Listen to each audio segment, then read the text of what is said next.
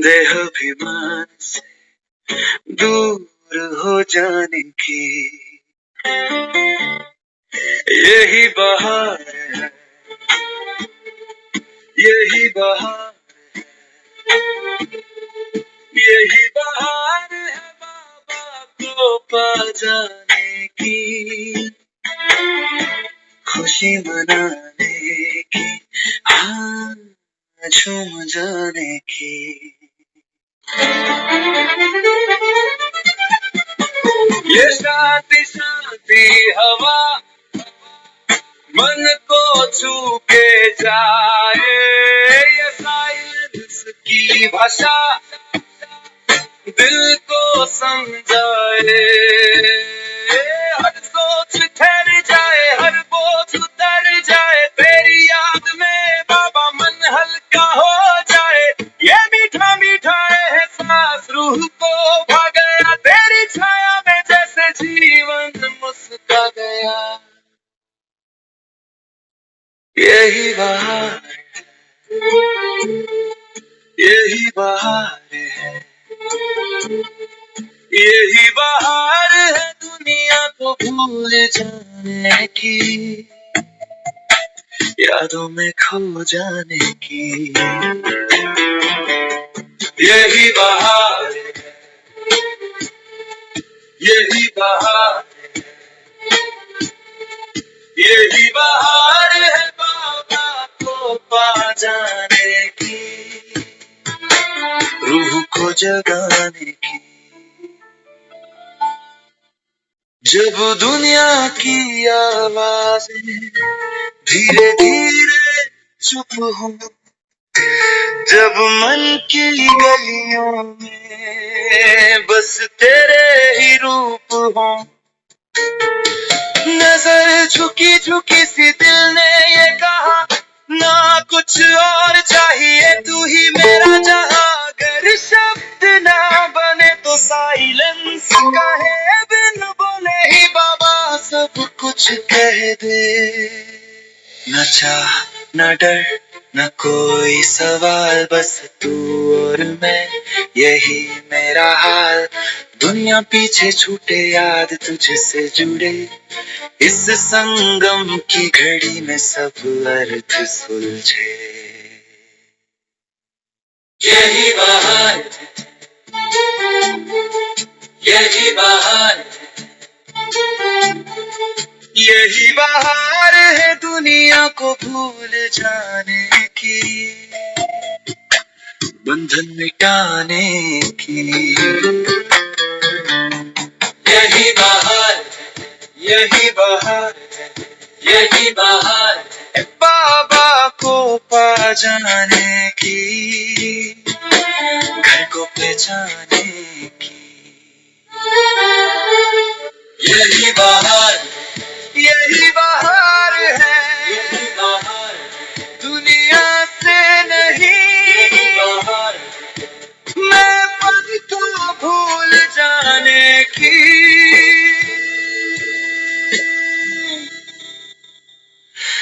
यही बहार है, यही बहार है बाबा में समा जाने की, खुशी मनाने की, हाँ मुस्कुराने की। ला ला ला ला ला ला ला ला ला ला ला ला ला ला ला ला ला ला।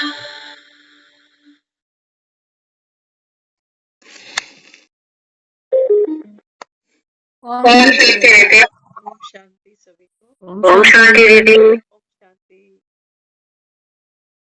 यही बहार है, यही बहार है इस पुरानी दुनिया को भूल जाना।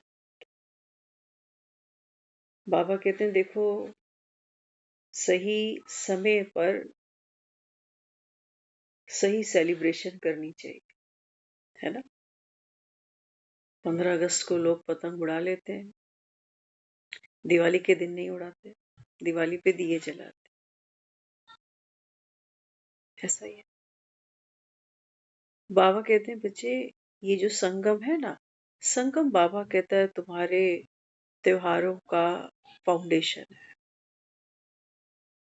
ये बहार है, बाबा कहता है, क्योंकि जब कोई त्योहार मनाते हो, बाबा कहता है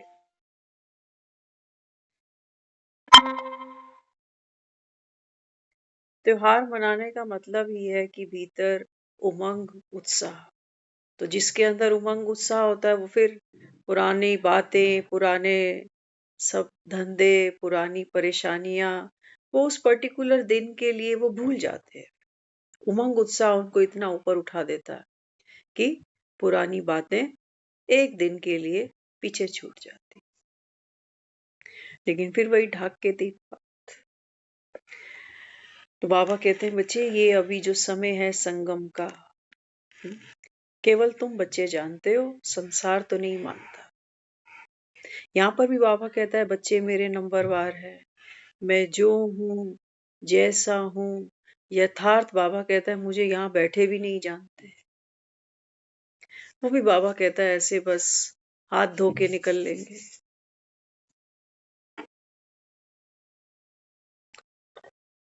बाबा कहते हैं बच्चे मैं गरीब निवास हूँ। गरीबों के लिए बाबा कहता है मैं दाता मसीहा बनकर आता हूँ। तो हमारी तो बुद्धि अल्प है ना।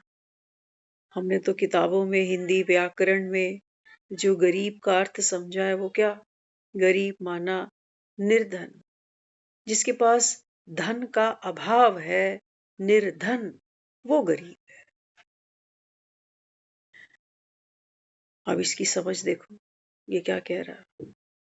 ये कह रहा है ये सारी दुनिया दुखी है, मतलब गरीब है। गरीब आदमी दुखी होता है। जो गरीब आदमी होता है, गरीबी उसके लिए सबसे बड़ा अभिशाप बन जाती है, क्योंकि गरीबी के कारण, धन के अभाव के ही कारण वो तन को सर्दी से बचा नहीं सकता, पेट को वो मनचाहा भोजन नहीं दे सकता, अपने शरीर को सुरक्षित एक घर मकान में नहीं कर सकता, देश के संबंधियों का सुख नहीं ले सकता। गरीब को कौन बेटी देगा? कौन देगा? और गरीब के घर अगर कोई औलाद पैदा हो भी गई तो वो भी धक्के खाने के लिए। तो बाबा कहते हैं बच्चे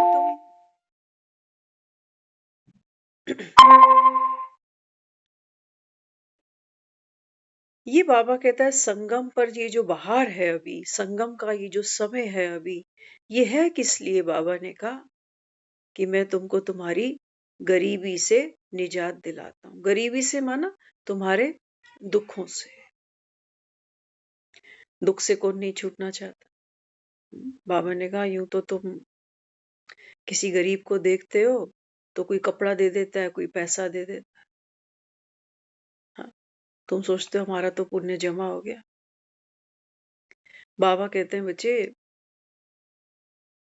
इन गरीबों को पैसा देने से या दाल फुल्का खिलाने से, बाबा ने कहा ये कोई साहूकार थोड़ी बन जाते। हम्म? बाबा कहते हैं और इनका मांगने का संस्कार और पक्का होता है। कह देते हैं ना लोग, अरे भैया ठीक ठाक है, कमा के खा ले, तो उसको वो आदमी बड़ा बुरा लगता है, कहता है तेरे को नहीं देना, तू साइड हो जा।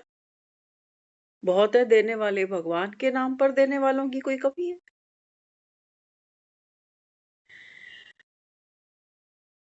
तो बाबा यहाँ समझाता है। बाबा कहते हैं बच्चे, अगर भगवान कोई चीज देवे तो बाबा कहता है वो टिकाऊ होनी चाहिए, है ना। कोई चीज खरीदते कहते भैया टिकाऊ है, क्वालिटी अच्छी है, चलेगी। बाबा ने कहा तुम्हारा कपड़ा कब तक चलाएगा? तुम्हारा भोजन कितने घंटे पेट भरेगा उसका? इस समय बाबा कहते हैं बच्चे, जो भगवान देता है तुम्हारी गरीबी को दूर करने के लिए, तुम्हारे दुखों को दूर करने के लिए, बाबा ने कहा वो है ये ज्ञान का, बाबा ने कहा धन। इस ज्ञान धन के बिना, बाबा कहता है किसी की भी गति सदगति हो नहीं सकती। बाबा कहता है तुम्हारी बुद्धि इतना तो काम करती है, कह देते हो कि भगवान एक ही है। इतना तो बाबा कहता है सब कहते हो कि धर्म बहुत सारे हैं, लेकिन भगवान तो एक है। बाबा कहते हैं बच्चे आत्मा का पिता एक ही होता है, और एक पिता से ही बाबा कहता है तुमको एक बार वर्षा मिलता है। बाप कोई रोज प्रॉपर्टी बांट रहा होता है बच्चों में? रोज बांटता है प्रॉपर्टी? नहीं, उचित समय आता है प्रॉपर्टी दे देता है। बाबा कहते हैं देखो तुमने भी बहुत ताने मारे मुझे कि सुख दे, समृद्धि दे। बाबा ने कहा उचित समय आया तो मैं देने आ गया। तो क्या करना? बाबा ने कहा बच्चे पहले तो बाबा ने कहा स्वयं के दुखों से निजात पाओ। और दुखी कौन है?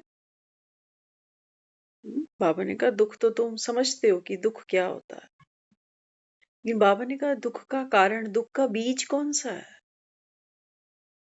कौन सा बीज है? बाबा ने कहा दुख का। दुख कहाँ महसूस करते हैं हम लोग? शरीर में। शरीर में दुख महसूस करते हैं? कहीं दर्द हो रहा हो महसूस करते हैं?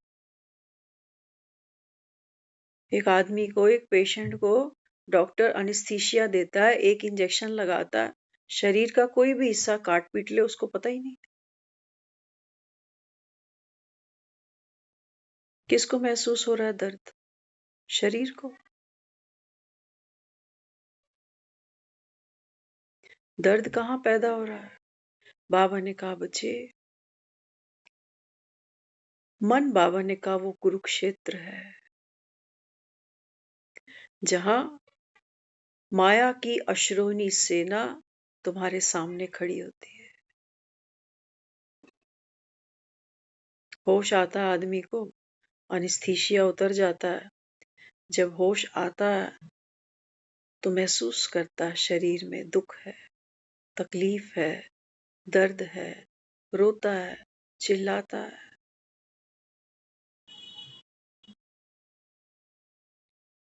ये मन किससे बना है? हुँ? मन, लोग जाते हैं ना, लोग कुरुक्षेत्र देखने जाते हैं कई लोग, कहते हैं वहां पर महाभारत की लड़ाई हुई थी कौरवों और पांडवों के बीच में। बाबा कहता है शास्त्रों में तो यही दिखाया गया है कि सतयुग में हिरण्यकश्यप था, त्रेता में रावण था, फिर द्वापर आया तो कंस आ गया। बाबा ने कहा तुम तो यही समझते हो कि दुख के साथ सुख साथ साथ चलता जा रहा है, तो स्वर्ग किसको कह रहे हो फिर? स्वर्ग कहाँ है? यहाँ तो बाबा ने कहा तुम सतयुग में भी देख रहे हो कि जो राम है वो दुख पा रहा है, द्वापर में देख रहे हो कि कृष्ण है वो दुख पा रहा है।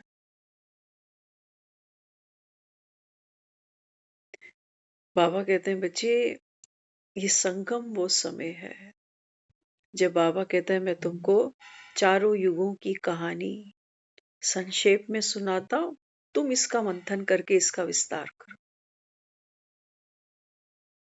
है ना? हम बच्चे छोटे छोटे होते हैं ना, बच्चों को आजकल तो पेरेंट्स नहीं सुनाते, लेकिन पुराने जब होते थे तो माँ बाप बच्चों को कुछ कुछ कहानियां सुनाते थे, और वो कहानियां बहुत जानते थे। आजकल माएँ नहीं जानती, वो सारा दिन गूगल पे बैठी हुई हैं, क्या कहानी सुनाएंगी? हुँ? तो बाबा क्या कहता? बाबा कहते हैं बच्चे इस समय तुम्हारी माँ, तुम्हारा पिता, तुम्हारा दादा, तुम्हारा काका, तुम्हारा चाचा, सर्व संबंध बाबा कहता है इस समय मैं बीज समान, बाबा कहता है तुम्हारे सामने हूँ, निराकार। हुँ? जब बाबा हमें हमारा परिचय देता है तो क्या कहता है? बच्चे आप आत्मा निराकार। आकार में क्या-क्या आता है?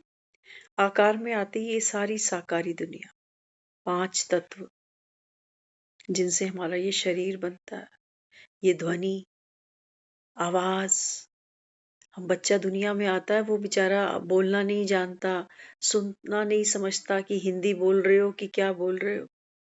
लेकिन हम धीरे-धीरे उस बच्चे को आवाज़ की दुनिया में ले आते हैं, शब्दों का अर्थ समझा रहे होते हैं। समझा रहे होते हैं नहीं, उसको बार-बार कहते हैं बोलो मम्मा, बोलो माँ, माँ। कितना पीछे लगते हैं उस बच्चे। बच्चा थोड़ा लेट बोलना शुरू होता है तो टेंशन हो जाती है, कहते हैं बच्चा अभी तक बोल नहीं रहा। हुँ, तो क्या करते हैं हम?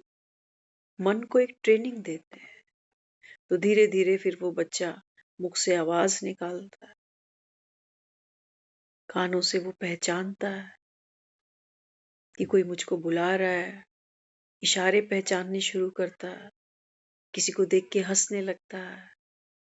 आ गया ना देखो, वाणी, वाणी को पहचानने लगा है अभी। तो हम उसको अपने जैसा बनाने के लिए कितनी मेहनत करते हैं दिन-रात। करते हैं? बहुत मेहनत करते हैं। हर समय कुछ ना कुछ बच्चे को टीचिंग चली रही होती है कि ये सिखाऊँ, वो सिखाऊँ। हुँ? तो बाबा कहते हैं बच्चे संगम तुम्हारा इन पूरे 5 युगों के अंदर, वैसे तो 4 युग पॉपुलर हैं, सब 4 युग ही जानते हैं। लेकिन बाबा ने कहा तुम बच्चों के लिए ये 5वां युग है, जिसको लीप ईयर के बाबा कहते हैं, तुम कहते हो ना, हाँ? अधिक मास जिसको भक्ति में कहते हो। बाबा कहते हैं बच्चे 2 नवरात्रे आते हैं, ये तो सब जानते हैं।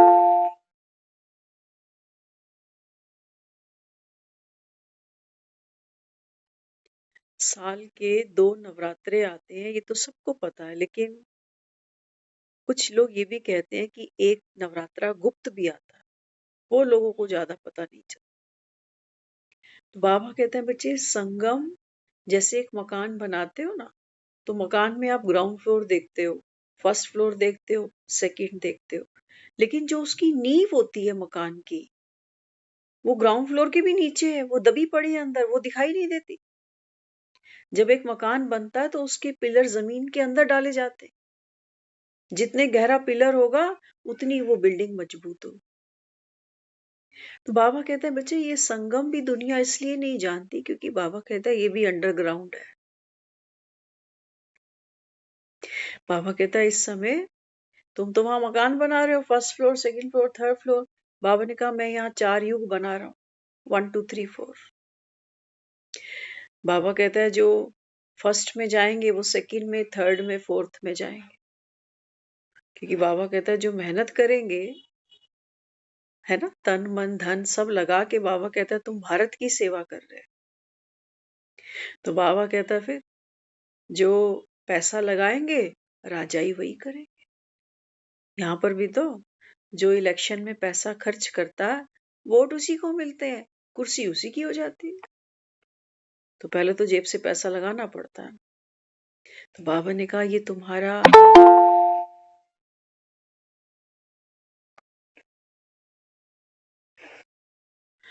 बाबा कहता है बच्चे ये समय से ऊपर कुछ भी नहीं होता। समय मिलता है वापस इंसान को, समय नहीं मिलता। तो बाबा ने कहा इस समय तुम अपना समय, अपनी श्वास, अपना संकल्प, अपनी दृष्टि, अपनी वृत्ति, बाबा ने कहा ये सब कुछ किस लिए लगा रहे हो? बाप की सेवा में। स्वर्ग बनाने पड़ते हैं, रेडीमेड स्वर्ग नहीं होते हैं कहीं। क्या होते हैं? सपना तो लोग यही दिखाते हैं, कहते हैं लड़की के हाथ पीले कर दिए, अपने घर जाए और अपना, हम तो गंगा नहा ले, पहुंचा दिया स्वर्ग में इसको। तुम तो नहा लो गंगा। वो मिलो उस बेचारी से, वो कहेगी मम्मी मेरे को कहाँ नर्क में भेज दिया तूने, मैं तो वहीं भली थी, वहीं भली थी। और बाबा ने कहा ये तो है ही कलयुग सारा, यहाँ कहाँ स्वर्ग है।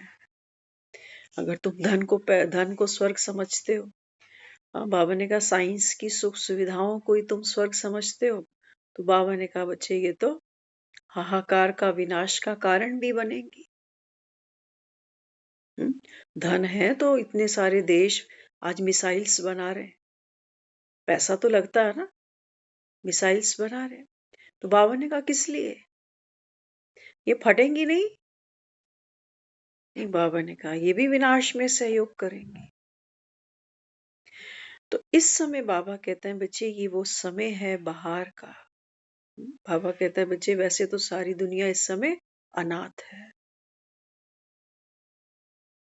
जो अनाथ होते हैं ना, बाबा ने कहा उनका कोई वली वारिस नहीं होता, दुख पाते हैं, भटकते रहते हैं, मांगते रहते हैं एक दोस्त से, लेकिन बाबा ने कहा वो होते तो अनाथ है। तो बाबा ने कहा इस समय जो ये पढ़ाई पढ़ेंगे वो बाबा कहता है रूप बसंत बनते हैं, माना बाबा ने कहा ये खजाना उनको मिलता है, यही तो अपनी है, बाकी तो सब आया राम गया राम। जो चीज अपनी है उसको तो पाले। जिसको दुनिया कह रही है कि आत्मा की शांति की प्रार्थना करो, उसका उसका दर्शन हम भी तो करें कि हूं कौन मैं, हूं कौन मैं। बाबा कहते हैं बच्चे दुखी कौन है? गरीब निवास कहते हो ना मुझको, कि गरीबों का भगवान है। तो बाबा कहते हैं बच्चे इस समय तो सारी दुनिया मुझको मेरी आंखों से देखो, बाबा ने कहा सारे ही दुखी है, सारे दुखी है। दुख बाबा कहता इतने हैं, सचमुच बाबा तो चर्चा को भी मना ही करता। बाबा ने कहा आप बीती भी मत सुना, कुछ सीखो, बाबा कहता है उससे, कि माया देखो कैसे प्रवेश करती है, कैसे हिला देती है, और कैसे मेरे सुख शांति के जो सच्चे सच्चे खजाने हैं वो लुट-पुट जाते हैं।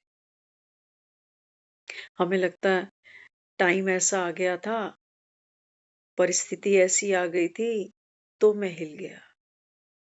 मेरे साथ घटना ऐसी घट गई थी, तब मैं हिल गया। बाबा कहते हैं बच्चे आप आत्मा का अनुभव करो। आत्मा, बाबा ने कहा जैसे मोबाइल की स्क्रीन है ना, ये हाथ हिल रहे हैं, लिप्स हिल रहे हैं, स्क्रीन हिल रही है? स्क्रीन नहीं हिल रही। बाबा ने कहा बच्चे आप तो आत्मा हो। मोबाइल बंद करोगे ब्लैंक स्क्रीन सामने आ जाएगी, स्क्रीन कहीं नहीं जा रही। ये सारा खेल बाबा ने कहा जो चल रहा है कौन सा है? लाइट का खेल चल रहा है। थिएटर में फिल्म देखने जाते हैं ना, तो क्या हो रहा होता है? हाँ, कोई 150 एक्टर एक्ट्रेस मिलकर वहां, कोई है वहां पर्दे पर खड़ा है, कोई शॉट कोई सीन मुझे पसंद नहीं आया, लोग उठा के जूते चप्पल फेंकते हैं, टमाटर फेंकते हैं। वहां कोई है जिसको लगेंगे टमाटर जूते? कोई सीटियां मार रहा होता है कि बड़ा अच्छा डांस है, बड़ी अच्छी फाइटिंग सीक्वेंस रखी हुई है कोई वहां जो खुश हो रहा हो कि मेरे लिए ताली बज रही? नहीं, वो सब रिकॉर्डेड है। बाबा ने कहा बच्चे तुम्हारी नजर तो आगे जाती है पर्दे पर, जहां बाबा ने कहा केवल क्या है? लाइट। और पीछे तुम्हारी, बाबा ने कहा ठीक खोपड़ी के पीछे वहां प्रोजेक्टर चलता है, जहां से वो रील घूमती है।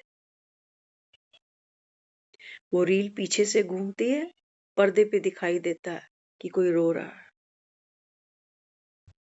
तो तुम्हारी आंखों से आंसू टपकने लग जाते। बाबा भी हमें, बाबा कहते हैं ये तुम्हारा जो शरीर है ना, ये सोचो जैसे स्क्रीन है।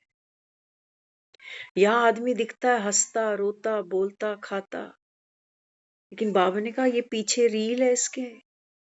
वहां सारा वर्जन बाबा ने कहा रिकॉर्डेड है 84 जन्मों का। कभी रो पड़ते हो, कभी हंस पड़ते हो, रिकॉर्डेड है सब कुछ। मैं इसको बदल नहीं सकता। बाबा ने कहा बच्चे तुम अपने सत्य को जान लो। ये इस समय ममता जो यहाँ बैठी है फीमेल का चोला पहनकर, बाबा ने कहा ये सत्य नहीं है,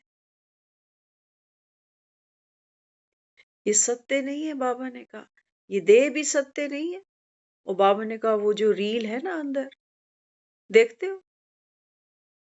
जब फिल्म रिलीज होती है तो एक सेंसर बोर्ड वाले अपना सर्टिफिकेट दिखाते हैं सामने कि ये फिल्म इतनी रील की बनी हुई है। देखते हो?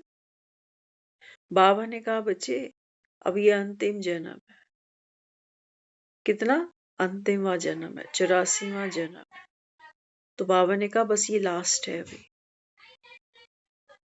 अचानक है, मैं नहीं बताऊंगा कितने रील और रह गई तेरी, कितने घंटे और रह गए तेरे, कितने दिन और रह गए तेरे। नहीं तो बाबा कहता है ये बुद्धि का जो सितारा है ये चमकेगा कैसे? मौत देख के तो अच्छे अच्छे को राम याद आ जाता। मौत देखते हैं तो अंगुली माल भी सन्यासी बन जाते हैं उस समय। जिन्होंने पूरा जीवन दुख दिया दूसरों को, उस समय वो भी मुख से राम बोल देते हैं मौत देखकर। तो मैं नहीं बताऊंगा अंतिम समय तेरा कौन सा है, नहीं तो तुम सब तो स्वर्ग के दावेदार बन जाओगे, बिना अपने को परिवर्तन किए, बिना अपने को जाने। क्योंकि दुनिया तो ये मान रही है कि अंत समय में जीप से अगर राम निकल जाएगा तो राम जी तो खड़े मर्सिडीज लेकर, आजा। लोग बताते हैं, कहते हैं 2 अक्षर का सीधा नाम, ऐसा सीधा नाम तो किसी का है नहीं दुनिया में। लेकिन फिर भी ये हमको बड़े छल कपट से जपना पड़ता है, छल कपट से। कोई बच्चों के नाम रखे हुए है, कोई पोतों के नाम रखे हुए। मोबाइल की स्क्रीन देखो लोगों की, हाँ, फोन खोलते हैं ना, फोन खोलते ही सबसे पहले क्या दिखता है? किसी ने वो जो पेज सेव करते हैं मोबाइल पे, किसी ने राम बिठाया है, किसी ने हनुमान बिठाया है, किसी ने माता रानी बिठाई है। बड़े धार्मिक हैं लोग।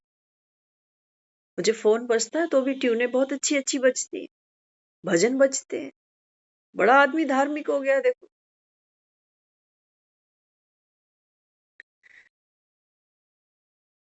बाबा यहाँ समझाता है, बाबा कहते हैं बच्चे बाप तो तुम्हारा गरीब निवाज है, माना?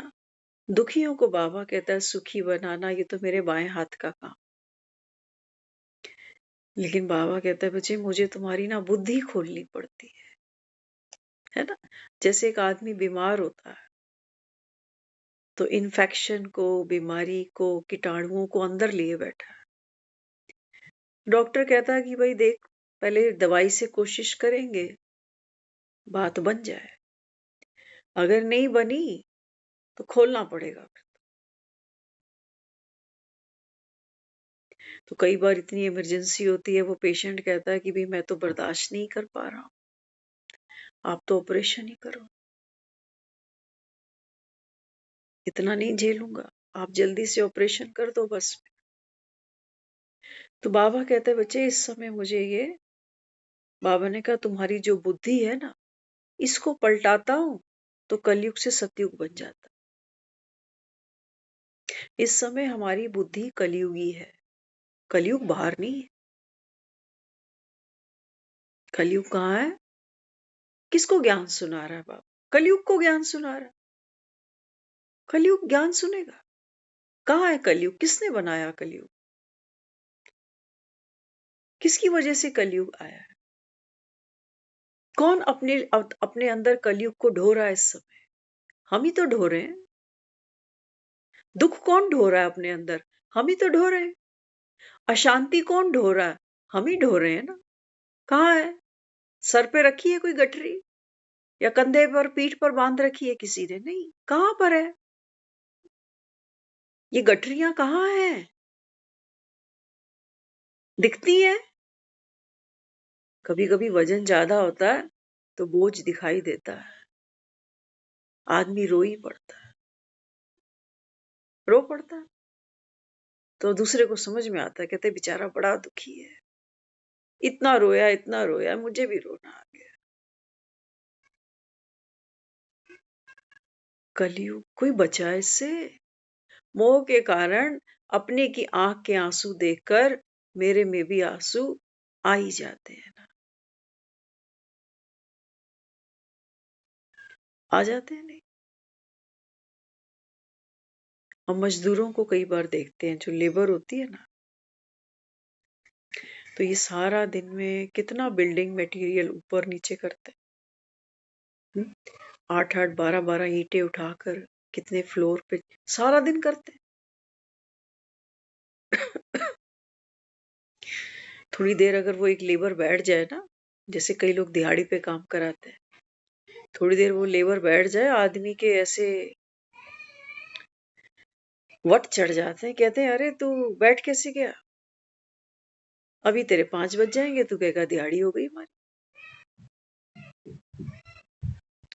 और घर में कोई 2 थैले सब्जी के भी पकड़ के ला रहा होगा, तुरंत जाके खींच लेते हैं।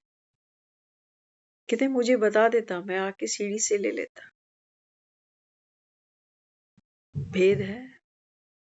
किसी को देख के दुख आ रहा है, जिसके पास वजन थोड़ा सा ही है, नाम मात्र का ही है, और कोई पेट भरने के लिए दिहाड़ी मजदूरी कर करके जब घर में ईंटें चढ़ाता है, तो उसमें आत्मा नहीं दिखती है ना।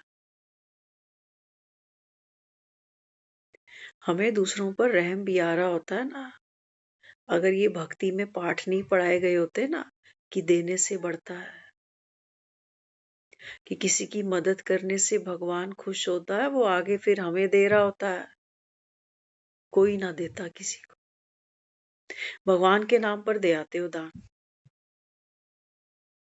दे आते हो ना, मंदिरों में दे आते हो।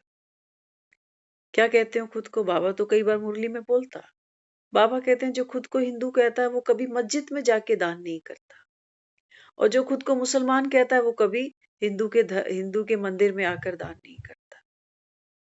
हर कोई क्या कर रहा? हर बाप अपने दो चार बच्चों को पाल रहा है।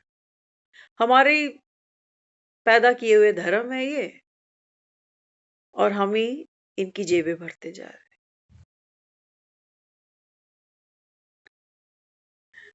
तो बाबा यहाँ समझाता है, बाबा कहते हैं, बच्चे,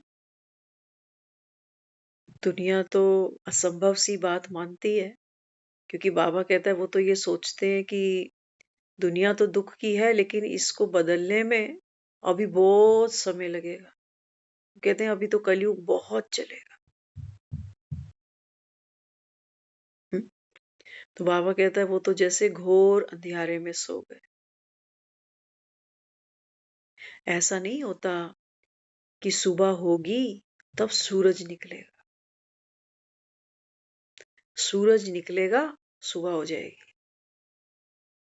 बाबा ने कहा, तुम्हारा बाप आया बैठा है, ज्ञान सूर्य, सत्युग की सुबह चाड़ने आया बैठा हूं मैं। तुम किसका इंतजार कर रहे हो? कौन आएगा? बाबा कहता है, तुम्हारे यहाँ सत्युग की स्वर्णिम सुबह लेकर आएगा कोई। बेटे आएंगे, उनकी बहुएं जो ले आओगे वो आएंगी, गोल्डन मॉर्निंग लेकर यहाँ पर। पोते आ जाएंगे। कौन ले आएगा तेरे जीवन में ऐसा सुख, ऐसी शांति जो तुझसे कभी दूर ना जाए? ला सकता है? सच्चाई तो ये है, हम सब जानते हैं। आने वाली जनरेशन ये सोच रही है कि जल्दी सड़कें तो जान छूटे। कहते हैं बस खाना बनाने तक तो ठीक है, बेड पे ना बैठ जाए, नहीं तो गंदगी नहीं उठाई जाती ना। भगवान इससे अच्छा तो ले ही ले। मौत का डर इतना नहीं सताता आदमी को। ये जो कुरुक्षेत्र के मैदान है ना, यहाँ सारे भीष्म पितामह पड़े हैं। एक एक आदमी, एक एक आदमी जल रहा है, भुन रहा है, सड़ रहा है। लेकिन बाबा ने कहा, मैं अगर तुमको ज्ञान का अमृत पिलाऊं, तो बाबा ने कहा तुम इसकी वर्थ ही नहीं जानते। क्यों? क्योंकि बुद्धि इतनी मलिन है। अरे सारे भीष्म थोड़ी कहते हैं कि मुझे प्यास लग रही है। सारे भीष्म के सामने थोड़ी वो श्री कृष्ण प्रकट होने लगता है। इनके सामने कौन आते हैं? इनके सामने इनके बच्चे आते हैं। और बच्चों का मोह है ना, वो छूटता नहीं आदमी से। वो सोचता है कि बस कहाँ सुरक्षा मिलेगी कि ये छूटे ना सुख मुझसे। बाबा ने कहा बच्चे ये तो बाबा ने कहा आई गई छाया है ये तो।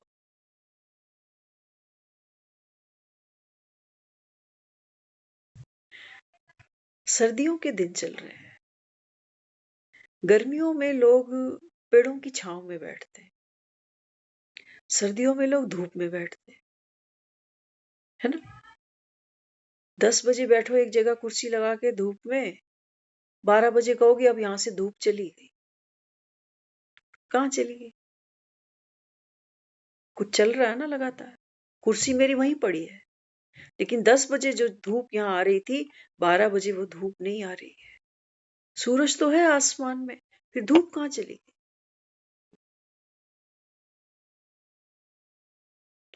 कुछ है जो धीरे धीरे बदल रहा है, लेकिन हम नोट कब कर पाते हैं? 12 बजे। 12 बजे हमें महसूस होता है कि ठंड लग रही है, अब धूप गई यहां से। बाबा कहते हैं बच्चे ऐसे ही ये कलयुग परिवर्तन हो रहा है। कौन बैठा है पीछे? हाँ, कौन बैठा है? कहते हैं सागर मंथन हुआ तो क्या क्या चाहिए था? सागर मंथन देवी देवता कहने लगे नहीं हो पाएगा हमसे, हाथ ऊपर कर दिए उन्होंने। कहते हैं ये सागर को मथेगा कौन? तो क्या क्या किया? कहते हैं वासुकी नाग ले आए, और जो वो पर्वत था, मंदरानी पर्वत बताते हैं उसका नाम, फिर वो कच्छप अवतार बताया।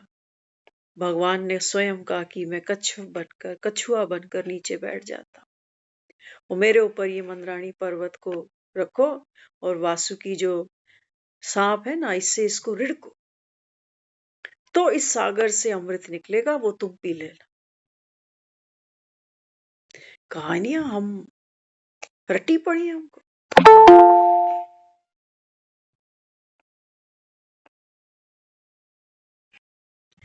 बाबा कहते हैं बच्चे अगर तेरे को अमृत पीना है ना, तो तुमने तो बाप को भी कछुआ बना दिया।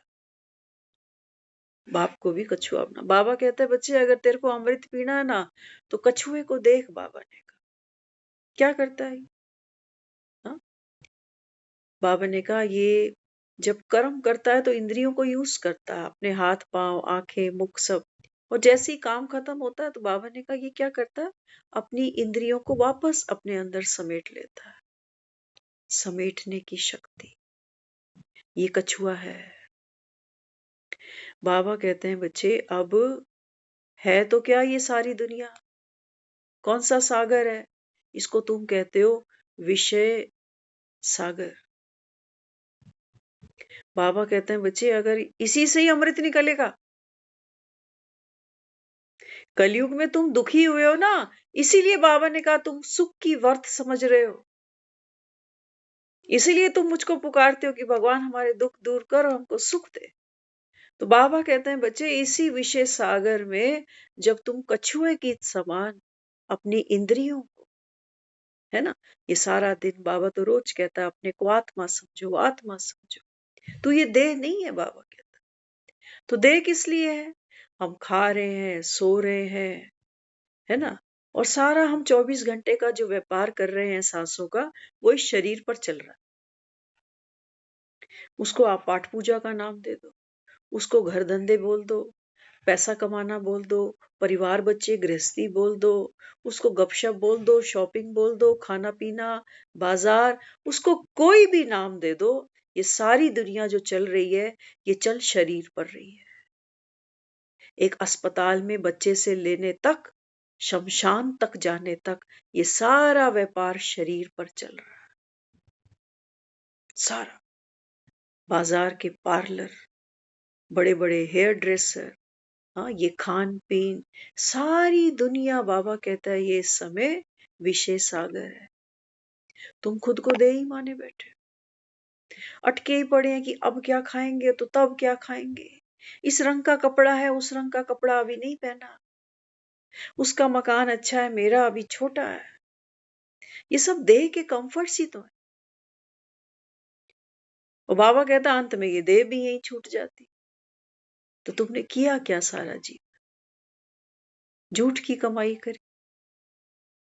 जो दे बाबा कहता यही छोड़नी थी, अरे नाव में बैठ के कहीं पहुंच तो जाते। नाव में बैठे थे, बाबा ने कहा किसी किनारे तो लग जाते। कहीं नहीं लगे किनारे, यही एक दूसरे के पीछे मरे खपे जा रहे, दुखी हो रहे हैं एक एक को देखकर, सड़ भुन रहे हैं एक दूसरे को दुख देकर, दुख लेकर। तो बाबा कहते हैं बच्चे अगर अमृत पीना है, इस खजाने को अगर पाना है, तो बाबा कहते हैं बच्चे अभी समेटने की शक्ति, अपनी ये जो बाबा ने कहा इंद्रियां है ना, आंखें, कान, नाक, मुख, बाबा ने कहा इसको समेटो अपने अंदर। बाहर से कुछ नहीं मिलेगा तुम्हें। जन्म जन्म बाबा कहता है तुम्हारी जो दृष्टि है वो बाहर लगी रही है, कि भगवान ही सुनेगा, भगवान सुख देगा। दुख भी दूसरा ही दे रहा है, किस्मत भी मेरी किसी दूसरे ने बना रखी है। आज इसके हाथ से दुख पा रहा हूं, कल उसके हाथ से दुख पा रहा हूं। मौत भी कब आएगी, किस बीमारी से आएगी, वो भी बाहर से ही आ रही है। तो सारी नजरें तो बाहर ही गड़ी पड़ी, भीतर कुछ है। बाबा ने कहा बच्चे अभी क्या करना पड़ेगा। हाँ, बाबा ने कहा ये जो देह है ना, बाबा कहता है अभी इन इंद्रियों को कछुए के समान बना लो। बाहर कलयुग है, माया का जबरदस्त पहरा है। देख के भी नहीं देखो, माना चित्त पे नहीं रखो, सुनकर भी नहीं सुनो। और बाबा कहता है फिर मंदराचल पर्वत कहां से ले आओगे? हमारे मन पर्वतों से कई मण भारी हैं आज। क्या कहते हो? मन बड़े भारी हैं। बाबा ने कहा बच्चे वासनाओं की सांप होता है ना, वासुकी सांप दिखाया है वहां कहानी के अंदर, कथा के अंदर। तो बाबा कहते हैं कि जो तुम्हारी वासनाएं हैं संसार की, ये बाबा ने कहा ये विष उगलती है तुम्हारी वासनाएं, जैसे सांप जहर निकलता। तो बाबा ने कहा फिर क्या करो, इन्हीं वासनाओं का सीढ़ी वही होगी। पहले इस सीढ़ी से उतर रहे थे, अब इसी सीढ़ी से चढ़ जाएंगे। इच्छाएं हमको नीचे गिराती जा रही थी कि बेटा सुख देता है, दे नहीं रहा, पति सुख देता है, दे नहीं रहा, ये शरीर सुख देता है मगर दे नहीं रहा। भाग रहे थे ना। बाबा ने कहा अब इसकी रस्सी बनाओ, और कुछ है नहीं तुम्हारे पास, बाहर से कुछ नहीं मिलेगा तुमको। वो तो सब बाहर, कछुआ भी बाहर है, पर्वत भी बाहर है, सांप भी बाहर है। बाबा ने कहा आप अपने अंदर देखो ना। इन इंद्रियों को बाबा कहता है अभी अंतर्मुखी करो, अंतर की यात्रा है ये। अब अंदर से पाना है जो पाना। यही तो कह रहे थे, सुख संपत्ति घर आवे, कष्ट मिटे तन का। ये तन के कष्ट मिट जाएंगे हमारे, बीमारी, मौत, सेवा, ये सब अगड़म पगड़म सब कुछ। तन के कष्ट ये नहीं समझ लेना, क्योंकि हमारी बुद्धि बहुत अल्प है। हम सोच रहे हैं सुख संपत्ति, जब नोट पानी आएगा लक्ष्मी की पूजा कर लेंगे, जब नोट पानी बरसेंगे तो कष्ट मिटे तन का, डनलप के गद्दे पे सोएंगे, एसी रूम होगा, बढ़िया एक्सपेंसिव कपड़े होंगे, खाने को बढ़िया, जीने को बढ़िया। अरे तन तो तब भी छोड़ेगा। वो रोज कह रहा है बाप जब वर्षा देता है तो ऐसी चीज देवे टिकाऊ तो हो। बाबा कहता है देख लो बच्चे, मन बड़े भारी है तुम्हारे। इनको बाबा कहता है अभी जितना बाबा ने कहा ये जो ज्ञान की मुरलियां हैं, बाबा ने कहा बच्चे इससे ये मेहनत है, ये तुम्हारा पुरुषार्थ है। देवताओं ने अमृत नहीं पिया था, अमृत पीने के बाद कोई देवता बनता है। यहां कोई है देवता? निकालो तो सही एक जरा, एक निकालो। इतने सालों से लगे हो मंदिरों में, भक्ति कर रहे हैं, घर में 5-5 6-6 सबके पास पड़े हैं, निकालो एक देवता। अरे हम पुजारी बने बैठे हैं, हम भी कह रहे हैं हम तेरे चरणों की धूल नहीं है, कहां से निकाल लोगे देवता? बाबा कहते हैं बच्चे ये जादू तो तुम्हारा बाप कर सकता है। शूद्र को बाबा कहता है बच्चे मैं ब्राह्मण बना देता हूं। बना ही रहा हमारे सामने ही है, नहीं तो ये इतना सब कौन सुना रहा? कौन सुना? आपको लग रहा है कि हम कुछ पढ़कर यहाँ बैठकर बोलते होंगे कि पहले रिवाइज करती होंगी कि क्या बोलना है आज? कुछ रिवाइज नहीं होता, कुछ नहीं पता कि क्या बोलेगा। ये जादू उसका है, ये वो जादू है। बाबा ने कहा मैं तो तुम ही तो गाते हो भक्ति में, मनुष्य से देवता किए करत न लागी वार। बाबा ने कहा मैं अपना काम करना शुरू कर दिया है मैंने, जिसे भरोसा आएगा बाबा ने कहा निश्चय के बेड़े पार है, बाकी जे खाओ धक्के, जाओ तुम जाओ मंदिर की जो मूर्तियां जो तुम्ही ने बनाई है ना, इनमें तुम देवी देवता ढूंढो, जाओ ये देंगे तुमको मुक्ति, ये देंगे तुमको सदगति, जाओ बाबा ने कहा। अरे यही मूर्तियां टूटती हैं, हम ही अपने हाथों से उठाकर इनको पेड़ों के नीचे छोड़ आते हैं। ये पेड़ है कौन? कौन है ये वृक्षपति जिसकी जड़ पर हम इन टूटी हुई मूर्तियों को छोड़ आते हैं, पानी में बहा देते हैं इनको? क्यों? बाबा ने कहा ये यहीं से निकली है। तेरा तुझको अर्पण क्या लागे मेरा, वृक्षपति तो मैं ही हूं, मेरी ही जड़ से, मेरी ही नॉलेज से। बाबा ने कहा बच्चे तुम इस ज्ञान से अपने आप को इतना ऊंचा उठाते हो कि बाबा ने कहा तुम्हारी दृष्टि वृत्ति। अरे बाबा ने कहा इसी कलयुग से, इसी वैतरणी नदी से बाबा कहता है बच्चे जब तुम ज्ञानवान बनते हो, सुख दुख को समझ जाते हो, तो बाबा ने कहा यहाँ अमृत प्रकट हो जाता है।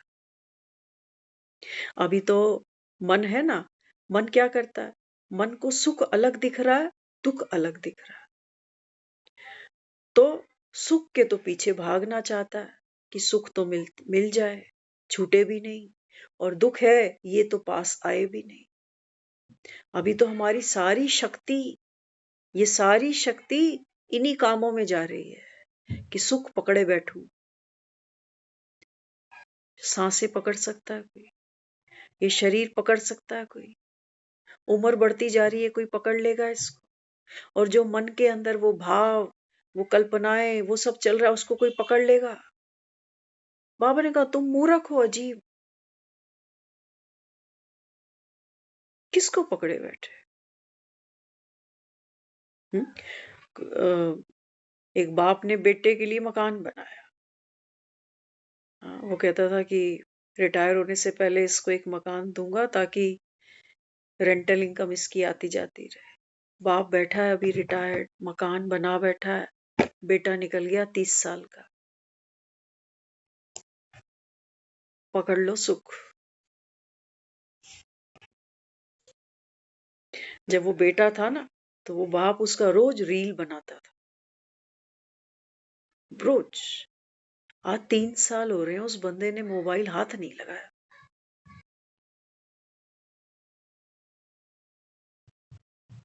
पकड़ लो सुख। और कोई चारा है हमारे पास? सच बताना दिल पे हाथ रख के, उन नोटों की कसम, उन छोकरों की कसम, उन छोकरियों की कसम, उन पॉलिसियों की कसम, दिल पे हाथ रख के बताना और कोई चारा है हमारे पास? है कोई चारा? मौत भी कहाँ आनी है, कब आनी है, कुछ कर सकेगा आदमी? कर सके?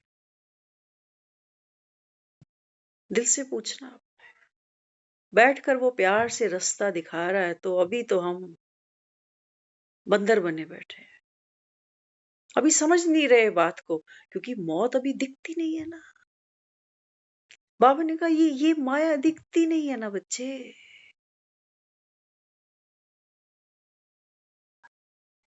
काया तेरी कांच से काची, काया तेरी धूर हो जासी,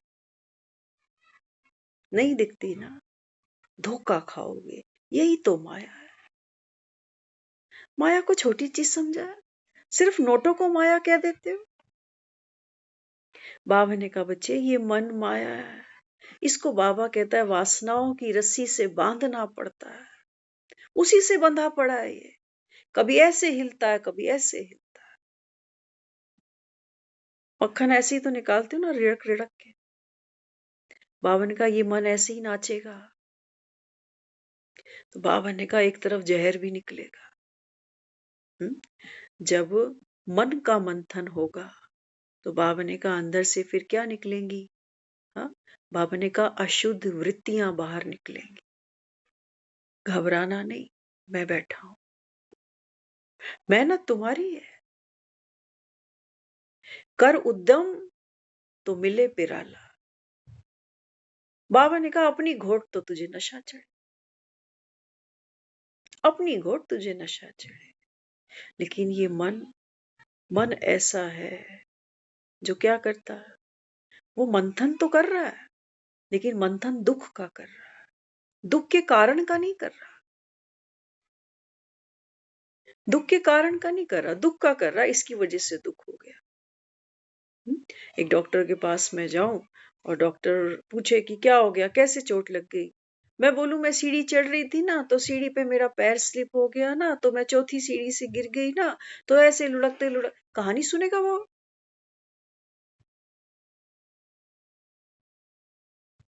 कहानी सुनेगा?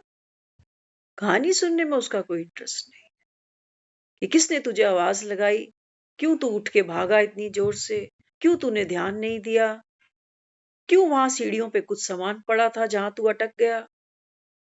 उसको कोई उन चीजों से लेना देना। हम यही कर रहे होते हैं कि किसी ने मुझे आवाज दी, मन की आवाजें हैं सारी, लगता है कि बहन, लगता है ये भाई, लगता है वो माँ। आज हमारी एक बहन से बात हुई है ना, बाबा कुछ ना कुछ टचिंग कराता है। वो बहन हमें बताने लगी, कहती है उनकी मदर नहीं है, तो कहने लगी, कहती जब जीवन में कुछ मिस हैपनिंग होने वाली होती है ना, तो मेरे को मेरी मदर का सपना आ जाता है। समझना माया, अभी मैं इसको ब्लेसिंग समझ रही हूँ कि मेरी माँ मरने के बाद भी देखो मेरे इतने अंग संग सहाय होकर बैठी हुई है कि जब भी मेरे जीवन में कोई दुर्घटना घटने वाली होगी तो ये सपने में आ जाएगी मेरे। देखना मन की माया कितनी गहरी है। अब ये मन क्या करेगा पता? क्या करेगा? जैसी मम्मी सपने में दिखेगी, तुरंत यहां कौन सी पिक्चर घूमेगी? कुछ होने वाला है। वो श्योर है अब कि मम्मी आई है तो मतलब कुछ ना कुछ मुझे भगवान बैठा है यहाँ पर, जिसको मैं कह रही हूं अंतर्यामी, जानी जाननहार पूरी दुनिया का। वो मदर तो उस बेटी को बता रही है, हमें नहीं बताएगी। क्यों? उसको बेटी से प्यार है। किसको प्यार है? मदर कोई है अभी? आत्मा शरीर छोड़ बैठी है, आत्मा ने शरीर छोड़ दिया। वो जो वो जो पार्ट था उनका माँ बेटी का खेलने का, वो पार्ट भी खत्म हो चुका है उनका। अब कोई नया पार्ट खेला जा रहा है कहीं पे। लेकिन मैंने मन के अंदर वो जो ये मंदराचल पर्वत बना है ना, ये बना इसी वजह से पर्वत हुआ है कि मैंने वो पुरानी स्मृतियां, वो दर्द, वो पेन, इसको मैंने ब्लेसिंग मान लिया। ये मेरे लिए ब्लेसिंग बन चुकी है, मेरी माँ कि आई है तो मुझे, अरे दुख से छुड़ाना। फिर मुझे तो चीज सामने से आने से पहले ही 24 घंटे पहले ही मुझे परेशानी शुरू हो गई कि कुछ होने वाला है, कुछ होने। सीन तो बाद में सामने आएगा, लेकिन यहाँ उनके आने से पहले ही हलचल शुरू हो रही है, मेरी शांति की शक्ति खत्म होती जा रही है। इसको समझना, ये कोई बहुत बड़ी अचीवमेंट नहीं है। उनको विदाई देनी है, इतना सक्षम बनना है अपने पार्ट में कि आप आगे जहां भी हो, आप अपना पार्ट खेलो। मम्मा ये पार्ट मैं बहुत अच्छा खेल सकती हूँ, अब आपको परेशान नहीं करूंगी। जब बेटी अच्छी रोटियां बना लेती है ना, तो माँ के पास नहीं जाती बार बार, कि मम्मी रोटी तो सड़ गई, तू आ जा, अब देख अब क्या कर। तो सचमुच अब वो बताते हैं, कहते हैं ऐसे ऐसा हो गया परिवार में, ऐसा ऐसा कुछ हुआ है ना, सभी के घरों में है, एक भी छूटा थोड़ी हुआ। कलयुग तो सब जगह आया है ना। बाबा कहता है ये सारी दुनिया अभी बेहद की लंका बनी हुई है। तो वो श्योर हो जाती है कि देखो मम्मी ने सपने में आई तो ये सब हुआ। और देखो वो कहने लगी कि जब मेरे पास ये ऐसे ऐसे फोन आया, कोई बातचीत हुई, तो मैंने फिर किसी से पूछा कि मुझे रियल बात बता दो क्या है। तो जिसके ऊपर मुझे भरोसा था ना, उसने भी मुझको रियल बात नहीं बताई। लेकिन वो कह रही मेरी जजमेंट इतनी अच्छी है कि मैंने फिर सोचा कि ऐसे तो हो नहीं सकता, है ना। आदमी सारे वो लॉजिक, सारे तर्क वितर्क सब चला देता है। तो बाबा ने कहा ये मंथन हो रहे हैं। फिर क्या होगा इन मंथन में पता है? इन मंथन में क्या निकलेगा? इन मंथन में एक एक कसूरवार निकलेगा कि ये दोषी है, और दूसरा दूसरा बेचारा, पुअर पर्सन, लाचार, दुखी, ये निकालेंगे हम। और देखना हमको माया हाथ में देगी कौन सा रिवार्ड, फिर ये देख लेना। क्योंकि जो बेचारा बनकर आया ना, मुझे इसके साथ बेचारगी का पार्ट खेलना है फिर। तो मैं अपने अंदर महसूस करूंगी कि भी मेरे अंदर देखो कितनी कितनी रहम की भावना है, कितनी अच्छी मेरे अंदर ये है कि मैं दूसरे को हेल्प कर रही। बावजूद मेरा अपना शरीर थोड़ा कमजोर है, बावजूद मेरे अपने पास धन का अभाव है, लेकिन मैं कर रहा हूं, कर रहा हूं। ये किसी आत्मा की हिम्मत बढ़ रही है। आज बाबा ने बार बार कहा है कि किसी को पैसा देना, किसी को कपड़ा देना। बाबा ने कहा ये कोई कमाल की बात है। अब ये नहीं कह रहा बाबा कि देना नहीं, नहीं। किसी को कपड़े की जरूरत है उसको देना है, किसी को खाने की जरूरत है उसको देना है। लेकिन बाबा कमाल कौन सी कहना चाहता है? कमाल कौन सी है? हम आएंगे, अभी उसी पॉइंट पर आएंगे। हम रिलीज करना चाहते हैं हर किसी को इस पेन से, क्योंकि बाबा कहता है तुमको अमृत मिलना चाहिए, क्योंकि बाप आ गया है ना। अमरनाथ बैठा है तुम्हारे साथ। क्या क्या बाबा ने कहा, तुम इतना बोझ मन को देते हो, फिर उस मन का प्रभाव हमारे तन पर पड़ता है, फिर बीमारियां भोगनी पड़ती।